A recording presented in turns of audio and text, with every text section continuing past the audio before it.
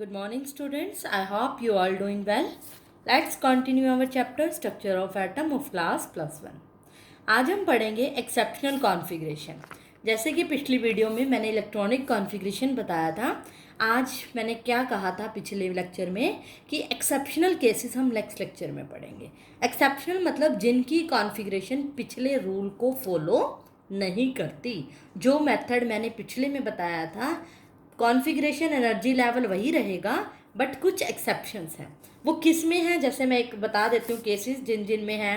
Chromium में है, copper में है, न्यूबेडियम में है, मोलिब्डेनम में है। बुक में भी काफ़ी सारी इलेक्ट्रॉनिक कॉन्फ़िगरेशन है जहाँ पर स्टार लगा होगा, भी आपको पता चल जाएगा वहाँ एक्सेप्शनल है, और वो आपको याद रखनी पड़ेगी। पेपर में ये नहीं कहेगा कि एक्सेप्शनल है ये आपको पता होना चाहिए। क्रोमियम की इलेक्ट्रॉनिक कॉन्फ़िगरेशन आ गई तो आप अंडरस्टूड है कि एक्सेप्शनल है और आपको वो याद होनी चाहिए। क्यों है वो भी मैं रीज़न बताऊंगी। पहले मैं आपको क्रोमियम की करके बता देती हूँ। इसका एटॉमिक नंबर पता होना चाहिए, एज यूजुअल 24 होता है। अगर मैं नॉर्मल वे से कॉन्फ़िगरेशन करूँ, मान लो मुझे एक्सेप्शन कुछ नहीं पता, तो मैं क्या करूँगी, 1s2 2s2 2p6, वही 3s2 3p6। 3p के बाद एनर्जी लेवल डायग्राम आप यूज़ करोगे तो 4s आएगा, फिर 4s क्या आएगा 2, और 3D क्या आएगा हम देखते हैं। एक बार देखो, 2 2 4 और 6 10 और 2 12, 6 18 और 2 20, कितने चाहिए 4 24। और यहाँ पर देखो 18 हो गए। शॉर्ट में कहूँ तो यहाँ तक आर्गन लिख सकते हैं। कल बताया था मैंने नोबल गैस लिखते हो तो कोई भी आर्गन आ सकती है 18। 4s2 3D 4 होने क्या चाहिए, ये होने चाहिए जब कल तक मैंने रूल बताया था, बट ये एक्सेप्शन है इसीलिए कह रहे ये नहीं होगी। क्यों नहीं होगी, इसकी कॉन्फ़िगरेशन होगी क्या, पहले मैं बता दूं होगी क्या कॉन्फ़िगरेशन। इसकी होगी 4s1 3D5, या बुक्स में आपको ये भी लिखा मिल सकता है 3D5 4s1, इन दोनों में कोई भी हो सकता है, आगे पीछे है बट फीलिंग ये है। मतलब होगा क्या, यहाँ पर 4s2 s फिल होने चाहिए, रूल ये कहता था। फिर अगले d ऑर्बिटल में जाएंगे, 4 होना तो यही चाहिए, लेकिन यहाँ पर क्या होगा, s पहले हाफ फिल्ड होगा और d ऑर्बिटल के अंदर फिर फिलिंग होगी। क्यों होगा इसका रीज़न, मतलब एक्चुअल में होगा क्या, 4s ये होना चाहिए हमारे अकॉर्डिंग। d में कितने होते हैं 5, 3D में 1 2 3 4, ये होना चाहिए ना।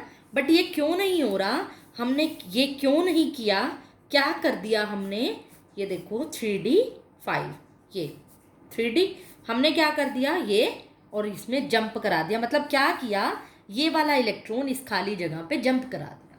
क्यों कराया, आज से ये बात बहुत इंपॉर्टेंट पॉइंट है, इसको याद रखना कि जो हाफ फील्ड ऑर्बिटल होता है और फुली फील्ड ऑर्बिटल होता है वो हमेशा क्या होता है, स्टेबल होता है। ये बहुत इंपॉर्टेंट पॉइंट है, ये आगे इनऑर्गेनिक में बहुत ज़्यादा काम आएगा। एक नया पॉइंट है आपके लिए +1 के लिए कि जब भी कोई ऑर्बिटल या तो हाफ फील्ड हो या फुली फील्ड हो तो क्या होगा, वो स्टेबल माना जाएगा। अब यहाँ पर देखो, हाफ फील्ड मतलब 4s में 2 आ सकते हैं, s में 2 ही आते हैं, और 2 का आधा हाफ फील्ड क्या होगा 1, स्टेबल। और यहाँ पर 3D में कितने आ सकते हैं 10, 10 को मैं हाफ फील्ड कर दूँ तो 5, क्या होगा स्टेबल। लेकिन अगर यहाँ देखो, ये स्टेबल है और ये नहीं है, ना तो ये फुली फील्ड है ना हाफ फील्ड है, ना तो 10 है इसमें ना 5 है। इसीलिए क्या होता है कि इस एक इलेक्ट्रॉन को इसमें जंप करवा दिया जाता है, ये भी स्टेबल ये भी स्टेबल, दोनों हाफ फील्ड है, दोनों स्टेबल, स्टेबिलिटी मेंटेन करते हैं। यही पहला रीज़न है, स्टेबिलिटी ही पहला रीज़न है कि इलेक्ट्रॉन्स को जंप कराया जाता है और कॉन्फ़िगरेशन में क्या आ जाता है, एक्सेप्शन आ जाता है। मीन्स जहाँ पर आपको लग रहा है कि एक इलेक्ट्रॉन जंप कराने से दोनों ही स्टेबल हो जाएंगे, वहाँ पर जंप करा देते हैं और इलेक्ट्रॉन क्या हो जाता है, स्टेबल हो जाता है। एक तो ये रीज़न है स्टेबिलिटी। दूसरा क्या रीज़न है, देखो अगर मैं ये कॉन्फ़िगरेशन करती, मेरे रूल के अकॉर्डिंग क्या होनी चाहिए, आर्गन को मैं नहीं ले रही एक बार, मैं सिर्फ वैलेंस शेल को ले रही हूँ। अगर मैं ये लेकर चलती हूँ तो मेरे अकॉर्डिंग 3D को ये लिया मैंने, तो एनर्जी एक्सचेंज एक नया कंसेप्ट है आपके लिए, एनर्जी एक्सचेंज। मतलब एनर्जी को अगर मैं एक्सचेंज करूँ, इस ऑर्बिटल की बात करूँ सिर्फ 3D, तो क्या होगी, देखो एनर्जी एक्सचेंज मीन्स इसमें देखो फर्स्ट जो इलेक्ट्रॉन है वो यहाँ पे भी आ सकता है, यहाँ पे भी आ सकता है, यहाँ पे भी आ सकता है। हमेशा कोई इलेक्ट्रॉन क्या है, अगर मान लो इसके अंदर 4 इलेक्ट्रॉन हैं, वो आपस में एक दूसरे की जगह ले सकते हैं, खाली पे नहीं जा सकता, क्योंकि मैं यहाँ से ये शिफ्ट नहीं करवा रही। मतलब मेरी बात को समझो, मैं क्या कह रही हूँ, 3D ऑर्बिटल के अंदर 5 ऑर्बिटल है। अब हमें क्या पता ये वाला इलेक्ट्रॉन यहाँ चला जाए, ये यहाँ चला जाए, हमें तो कुछ नहीं पता ना। हमें तो ये पता है इस ऑर्बिटल के इस डब्बे के अंदर एक इलेक्ट्रॉन है। अब ये इलेक्ट्रॉन यहाँ चला जाए, ये इलेक्ट्रॉन यहाँ चला जाए, इस चीज़ से तो हमें नहीं पता चलेगा। ये यहाँ चला जाए, ये यहाँ, मतलब आपस में अल्टा पलटी इनकी हो सकती है। और वो पलटी कितने वे में, कितने तरीकों में पॉसिबल है कि पहला इलेक्ट्रॉन यहाँ भी जा सकता है, यहाँ भी जा सकता है, और यहाँ भी जा सकता है। क्लियर? मतलब पहला इलेक्ट्रॉन कितनी जगह ले सकता है, 1 2 3, यानी दूसरे, तीसरे और चौथे की जगह भी ले सकता है। खाली जगह तो जाएगा, हमें पता चलेगा ना कुछ नया हुआ है। यहाँ पे आपस में बदल जाएगा, हमें क्या पता कि इलेक्ट्रॉन का एक्सचेंज हुआ है। इलेक्ट्रॉन का एक्सचेंज होना बोलते हैं हम एनर्जी एक्सचेंज, क्योंकि अगर इलेक्ट्रॉन एक्सचेंज हो गए तो उनकी एनर्जी भी एक्सचेंज होगी। अब यहाँ पर मैंने देखो इसके अकॉर्डिंग जो मेरा गलत था, उसके अकॉर्डिंग जो मतलब होना चाहिए था, हो नहीं रहा, उसमें पहला इलेक्ट्रॉन 3 जगह ले सकता है, 3 वे से बदल सकता है। और दूसरा इलेक्ट्रॉन देखो कितनी जगह ले सकता है। दूसरे इलेक्ट्रॉन की अगर मैं बात करूं, दूसरा इसकी जगह ले सकता है और इसकी जगह, खाली की तो नहीं ले सकता, या इधर आ सकता है या इधर। हमेशा इलेक्ट्रॉन ऐसे उल्टे नहीं जाएंगे कभी भी, हमेशा इधर जाते होते हैं। ये भी रूल होता है, आपको पता होना चाहिए कि सेकंड इलेक्ट्रॉन एक और एक 2 जगह ले सकता है। कई बच्चे क्या होते हैं, सेकंड पहले की भी तो ले सकता है, वो नहीं होगा, वो एक ही बात है, पहले ने दूसरे की ले ली। तो मतलब एनर्जी एक्सचेंज, इलेक्ट्रॉन एक्सचेंज हमेशा ऐसे होता है। और अगर मैं तीसरे इलेक्ट्रॉन की बात करूं, इसके अंदर तीसरा इलेक्ट्रॉन किसकी, एक ही जगह लेगा। तीसरा आगे की तरफ चलना, वापस तो जाना ही नहीं। तीसरा सिर्फ चौथे की जगह, यानी एक वे, इसके पास एक ही तरीका है इलेक्ट्रॉन बदलने का। तो टोटल वे कितने हो गए, 3 2 5 और 1 6 हो गए ना। टोटल वेज हमारे पास कितने हो गए, 6 वेज यहाँ पर पॉसिबल है। एक बार फिर भी क्रॉस चेक कर लो, 1 2 3 वेज यहाँ है, 4 5 वे यहाँ है और 1 6। टोटल हमारे पास कितने वेज हो गए, 6 वे हो जाते हैं।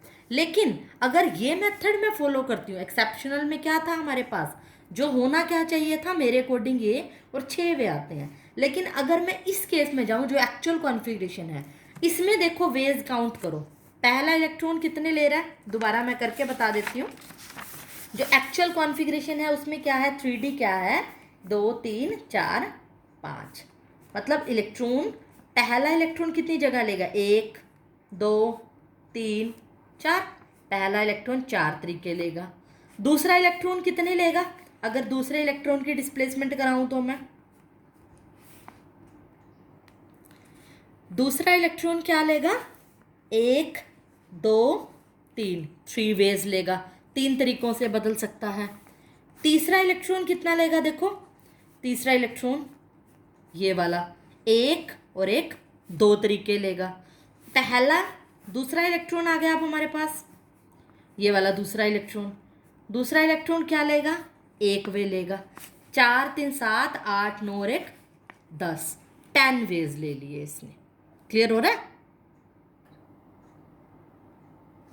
तो इस तरह से हमने अगर नंबर ऑफ वेज देखे तो 10 वेज आए। मतलब चलना हमने सीधा ऐसे ही है, पहला इसकी इसकी इसकी, इस तरह से आगे चलना है। मतलब पहला इलेक्ट्रॉन कितनी जगह ले सकता है, टोटल वेज काउंट किए तो 10 वेज आए।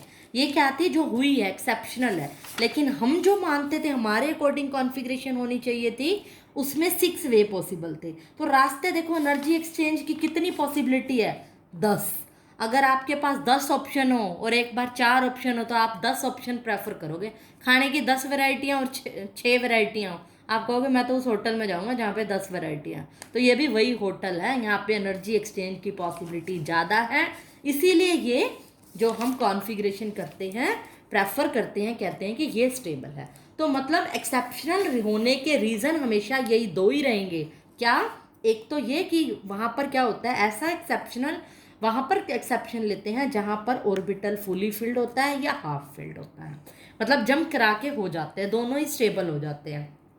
या फिर एनर्जी वे का जो एक्सचेंज होते हैं वो नंबर ऑफ वेज ज़्यादा होते हैं, इसीलिए वो ज़्यादा स्टेबल होता है। इसलिए हम कहते हैं कि इनके अंदर एक्सेप्शनल बिहेवियर शो करती है कॉन्फ़िगरेशन। अब मैं आपको करके बता देती हूँ, बाकी आप खुद करोगे। एक और बता देती हूँ कॉपर का। कॉपर का क्या है, 29 एटॉमिक नंबर होता है। अगर मैं जनरल कॉन्फ़िगरेशन करूँ कॉपर की, मैं डायरेक्ट बता रही हूँ, अब आर्गन 3d9 4s2 मेरे अकॉर्डिंग ये होनी चाहिए, क्योंकि मैं इलेक्ट्रॉन पहले 4s में फिल करूँगी। अगर आपको क्लियरली विजिबल नहीं हो रहा तो एक बार फिर से देख लीजिए। तो मैंने इसमें वेज बताए हैं, सिर्फ क्या किया था कि इस तरह से शिफ्टिंग कराई थी। मेथड वही रहेगा जो मैंने, मतलब पहले इलेक्ट्रॉन ये जगह लेगा, ये भी ले सकता है, ये भी ले सकता है। ये पहले इलेक्ट्रॉन 4 जगह ले सकता है, दूसरा इलेक्ट्रॉन 3 जगह, इधर से तीसरा इलेक्ट्रॉन 2 जगह ले सकता है पहला, और सेकेंड लास्ट इलेक्ट्रॉन क्या ले सकता है, एक जगह, एक तरीके से एक्सचेंज कर सकता है। टोटल वेज यहाँ पर 10 वेज हो गए। ये दोबारा बता दिया मैंने, स्क्रीन में थोड़ी सी विजिबिलिटी की प्रॉब्लम हो गई थी, तो यहाँ पर मैंने आपको ये बता दिया है कि 10 वेज से एक्सचेंज कर सकता है। एग्जाम्पल वही रहेगा, जहाँ पर नंबर ऑफ वेज ज़्यादा होंगे एक्सचेंज करने के, वहाँ पर हम उसको प्रेफर करेंगे। इसीलिए जब हम एक्सेप्शनल को प्रेफर करते हैं कॉन्फ़िगरेशन को, एक्सचेंज एनर्जी के जो नंबर ऑफ वेज होते हैं ज़्यादा होते हैं, इसीलिए हम एक्सेप्शनल कॉन्फ़िगरेशन करते हैं। अब मैं एक एग्जाम्पल और दे रही हूँ आपको कॉपर का। कॉपर के एटॉमिक नंबर 29 होता है। अगर मैं कॉन्फ़िगरेशन करूँगी, मुझे पता है पहले, और ये एक बात और ध्यान रखना, पहले जब आप कॉन्फ़िगरेशन कर रहे हो, आपने एनर्जी लेवल डायग्राम पढ़ा था, उसमें अंदर क्या देखा था आपने, 4s में पहले इलेक्ट्रॉन फिल होता है और 3d में बाद में होता है। लेकिन क्या होता है बुक्स में लिखने के अकॉर्डिंग ना, लिख पहले 3d को देता है और 4s को बाद में देता है। वो कोई चक्कर नहीं है, लिख सकते हो आप, आगे पीछे भी लिख सकते हो, वो कोई दिक्कत नहीं है। ये क्यों लिखता है पता है, 3s 3p, ये अपनी सीरीज बनाता है भाई, 3 वाले पहले लिख दूं, 4 वाले, लेकिन लिखना पहले है या बाद में उससे फर्क नहीं पड़ेगा। फिल पहले जिसको कर रहे हो वो फर्क पड़ेगा। वो n+l रूल लगाओ, या एनर्जी लेवल डायग्राम जो मैंने ऐसे बताया था जिग जैग सा, वो बनाओ, उसको फॉलो करके करना है आपने।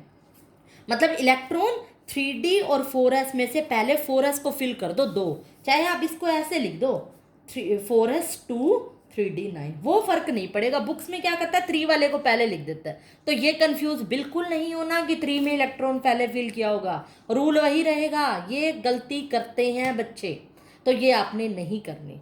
अब मेरे अकॉर्डिंग क्या होना चाहिए था, ये होना चाहिए था, बट मुझे पता कैसे चला एक्सेप्शनल, एक्सेप्शन कैसे हो सकता है। यहाँ पर देखो 4s में क्या है, 2 इलेक्ट्रॉन है, 3d में क्या है 9, और हमें पता है स्टेबिलिटी क्या होती है, स्टेबिलिटी क्या होती है, सिंगल फील्ड या हाफ फील्ड की होती है।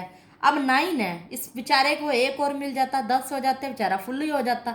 अब ना तो ये हाफ का है ना फुल है, तो इसको क्या है 4s 2 है, और ये इसके साथ में एक ले भी लूँ इलेक्ट्रॉन, इसको क्या फ़र्क पड़ेगा, पड़ेगा कुछ फ़र्क। एक बार मैं इसको यहाँ क्लियर बना देती हूँ। ये 4s है, ये 3d9 है, 1 2 3 4 5 6 7 8 और 9। फिलिंग करने का तरीका वही रहेगा। अब मैंने क्या कर दिया, अब इसको मैंने एक दे दिया, तो ये क्या हो जाएगा 4s1, और ये क्या हो जाएगा 3d के पास क्या हो जाएंगे 10 के 10 फिल्ड हो जाएंगे। यानी फुली फिल्ड है वो भी स्टेबल हो गया, और हाफ फिल्ड भी हमें पता है स्टेबल होता है, तो इस केस में दोनों स्टेबल हो गए। इसीलिए इसकी कॉन्फ़िगरेशन क्या मिलेगी आपको, आर्गन 4s1 3d10। बुक्स में कैसे लिखा होगा, आर्गन 3d पहले लिख देता है, लेकिन फिल आपको पता है पहले 4s हुआ है। तो इसकी एक्चुअल कॉन्फ़िगरेशन क्या है ये। अब 2 रीज़न कौन से हैं, रीज़न सभी में सेम रहेंगे। रीज़न कई बार पूछे तो आपने बताना है, अदरवाइज कॉन्फ़िगरेशन लिखनी है सिर्फ। तो आप क्या लिखोगे, ये स्टेबल हो रहा है एक तो, और इसमें एनर्जी एक्सचेंज ज़्यादा है। एनर्जी एक्सचेंज इसमें करके देखोगे और इसमें करके देखोगे तो इसमें एनर्जी एक्सचेंज ज़्यादा होंगे, इसीलिए हम इसको प्रेफर करेंगे। और स्टेबिलिटी भी इसमें ज़्यादा है, इसीलिए हम कॉन्फ़िगरेशन ये करेंगे। अब आप नुमेडियम की Nb, जिसका एटॉमिक नंबर 41 होता है, मोलिबॉडिनम की, इस तरह के कई हैं जो स्टार लगे हुए हैं, उनकी कॉन्फ़िगरेशन आप ट्राई करोगे तो आपको हो जाएगी। ये आपने ट्राई करनी है। अब 1 से लेके आपने 30 तक की कॉन्फ़िगरेशन अपनी नोटबुक में लिखनी है, और साथ में 30 के बाद जो एक्सेप्शनल है, जैसे नुबेडियम है 41 है बाद में है, तो ये भी आपने लिखना है, एक्सेप्शनल लिखने हैं। और साथ में क्या करना है, जो 30 तक की इलेक्ट्रॉनिक कॉन्फ़िगरेशन आपको आनी चाहिए। सो स्टूडेंट्स, आई होप आपको सब कुछ समझ आ गया होगा। जाने से पहले वीडियो लाइक, शेयर और सब्सक्राइब करना ना भूलें। Thank you.